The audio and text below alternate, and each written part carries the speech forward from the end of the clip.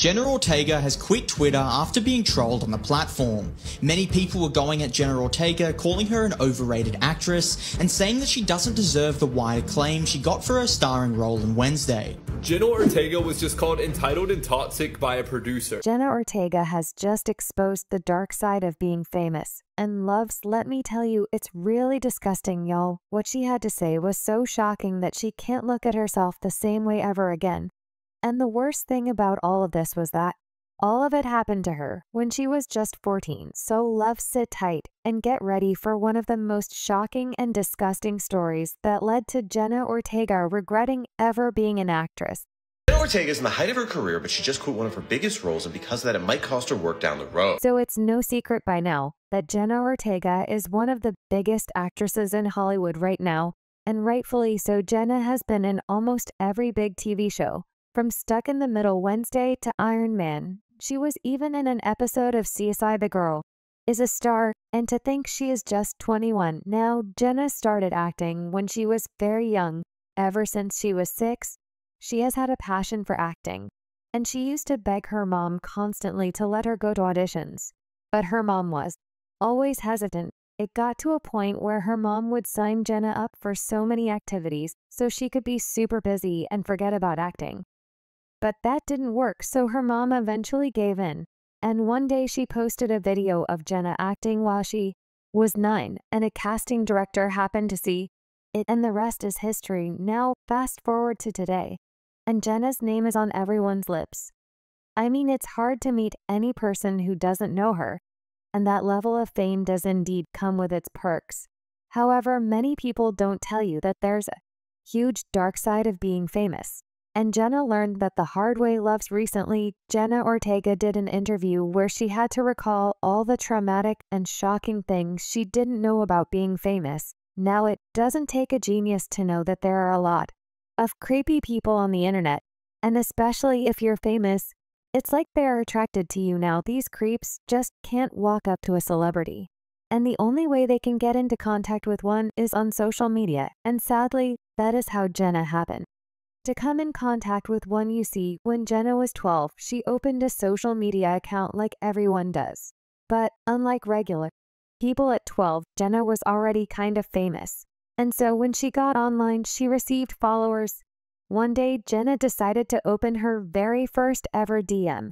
And let's just say that is a moment she will forever regret. In a recent interview with the New York Times, Jenna recalled that fateful moment and how it left her scar. You see, upon opening that DM from a fully grown man.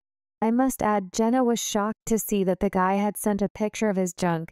If you know what I mean, like how does a person even get the audacity to do such a thing? And this person most definitely knew Jenna's age at the time.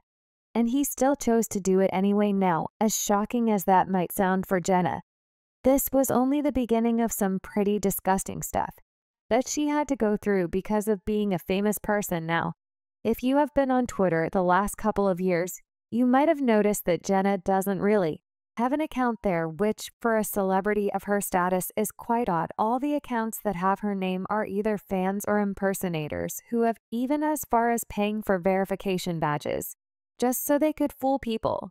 But have you ever wondered why Jenna wouldn't have an account? I mean, it would boost her brand and get her a ton of fans. And it's not that much work. She doesn't even need to run the account herself. Someone on her team could do it for her. Well, it turns out a couple of years ago, used to have an account. But once again, the creeps came after her, y'all. When Jenna was 14, her team encouraged her to open an account. And it didn't take long for Jenna to regret that decision. You see, after Jenna opened her Twitter account, creeps started making fake pictures of her doing some pretty NSFW adult stuff and posting them. And it wasn't just a few pictures, we are talking about hundreds of them being made by multiple people. Y'all, can you imagine? And the worst thing is, if Jenna tried to address the issue, it would only lead to more people making those deep fakes and sharing them to the whole world. And for such a young person, having such pics of yourself can be so traumatizing. It got to the point that she couldn't take it anymore, and Jenna recalled this disturbing time in her life and said, I used to have that Twitter account, and I was told that, oh, you got to do it, you got to build your image. I ended up deleting it about 2-3 years ago. because the influx after the show had come out these absurd images and photos. I was already in a confused state that I just deleted it. It was disgusting, and it made me feel bad. It made me feel uncomfortable anyway. That's why I deleted it, because I couldn't say anything without seeing something like that. So one day, I just woke up and I thought I don't need this anymore, so I dropped it now. Because of all this, it is no surprise that Jenna Ortega has some pretty strong opinions about AI. And even though she admits that AI could be good, she low-key admitted she still hates it. I hate AI. I mean, here's the thing, AI could be used for incredible things. I think I saw something the other day where they were saying that artificial intelligence was able to detect breast cancer 4 years before it progressed. That's beautiful. Let's keep it to that. Did I like being 14 and making a Twitter account because I was supposed to and seeing dirty edited content of myself as a young person? No, it's terrifying. It's corrupt. It's wrong. You know, by my first agency, really, that I had to have a public platform, and that's what I had to be. And also, when I did television shows when I was younger, they would take us to media training, or they would call it, you know, Disney 101 or something like that, where you would go and they would give you a notebook and pens and pencils and paper, and they would say, okay, you're gonna post 3 times a day. This is how you get the most engagement. This is how you get people liked. This is how you build followers. Download these apps as well. Engage, you know, promote our show on. So it became a business. Or you would go into some sort of audition or meeting, and it was, how many followers do you have? Or, yeah, I didn't get a part once because I didn't have enough followers. Yeah, it's... Which I was like, it was so weird. They're like, so... You were great, but your numbers, I'm like, oh God. I was that way a little bit for a while. Anyways, once this New York Times interview was dropped, it went viral. Now, I assumed that just like me, most people would be sympathetic to Jenna's story. And some people were, however, others, not so much. Just take a look at these reactions from people. Why didn't she just report this to Twitter? That's why they have that system set up. Why are use the block button? That's what it's for. She should have complained to Elon Musk to take deepfakes down. Taylor Swift complained, and her deepfakes were taken down. If this is true, I don't care. As if movies aren't completely fake. And now she has a problem with fake stuff. I'm not trying to be mean here. But who the F cares? Gross. Where are these deepfakes so I can make sure I don't click on the link by mistake? LOL. I wish this was the biggest problem in my life. It's awful. But don't you think it's a bit ironic she's upset about this stuff and yet works for Hollywood? Does she not know what they allegedly do?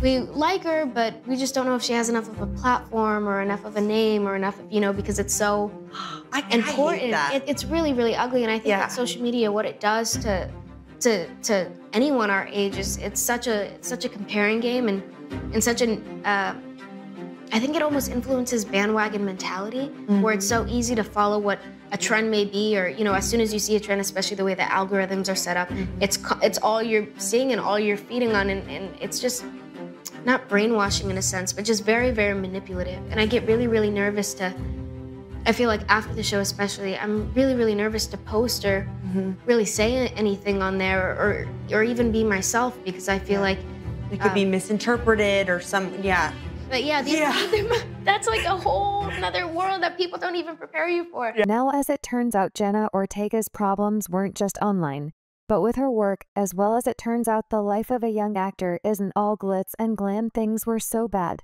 that on multiple occasions, Jenna regretted wanting to be an actor. Gloves besides dealing with a lot of creeps, Jenna also found it hard to get any acting roles. Mainly because of her ethnicity, it got to a point where she considered dyeing her hair blonde just so she could pass for a white girl. Now things got worse after her time at Stuck in the Middle came to an end because she had outgrown the role and she wanted to pursue more mature roles.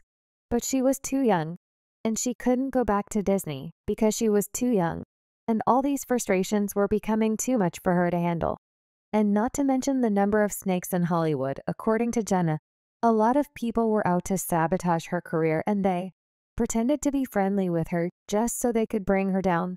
We were so brand new to everything, and some of the people had been in it for years, or every kid in that family was an actor, or all of these people had advice and experience and lessons, and I didn't know anything about Hollywood. I didn't know anyone, and I wanted to be able to do things at my own pace and in my own style. but you didn't know if people were saying things to help you or to hurt you, and not even on that show, just speaking about my career as a child. Overall, there were definitely a few moments where you realized, oh, maybe that person didn't have my best interest, or maybe they didn't want to be as supportive of me as they said. And that's a hard lesson to learn. So young, and especially hard when you have adults or people who should know better advising you in a way that's potentially harmful to someone whose brain is still growing and developing.